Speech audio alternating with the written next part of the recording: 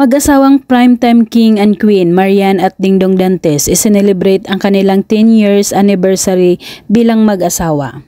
Mula more than 10 years and masaya kaming our 10th anniversary with us.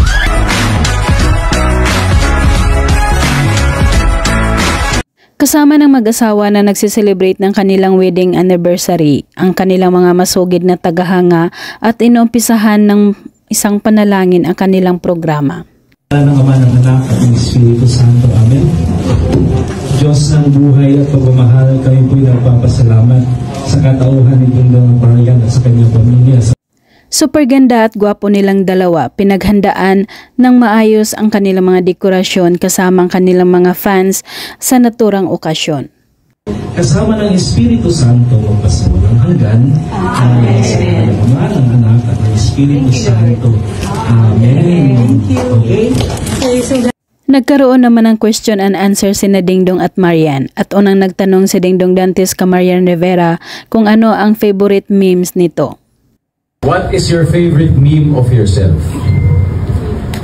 Meme? All of my life. Sorry.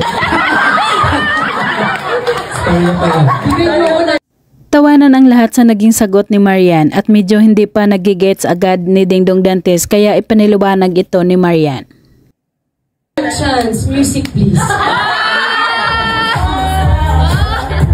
Ano yun? Sige, tawang-tawa kasi ha? Tawang-tawa kasi ako. Patuloy pa rin ang pagpapaliwanag ni Marian kay Dingdong at nakikinig naman ng maayos ang asawa. Nakakatuwa lang panoorin ang dalawa.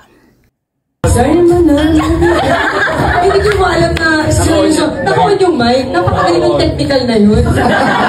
Galing na kong taping nun. Sobrang puyat ako nun. Tapos niya, ito. Ayon pa kay Marian, tuwing nakikita niya ang favorite memes niya, natatawa na lang siya sa kanyang sarili at sinang-ayunan na lang ito ni Dingdong Dantes. Ayun na yun. So tuwing nakikita ko yun, natatawa ako sa sarili ko. Ayun na. Nabawi naman po ng anak ko. Nagkaroon din sila ng mga palabunutan para sa kanilang mga fans at si Dingdong Dantes ang tagabasa ng mga pangalan na nabunot nila. Rose Ann? Hi, Rose Ann. Itong 40 ako natitid 2,000. Malaki ang pasasalamat ng mag-asawa sa kanilang mga solid supporters para sa pagmamahal sa kanilang pamilya at sa mga prayers ng mag-asawa at sa kanilang mga anak.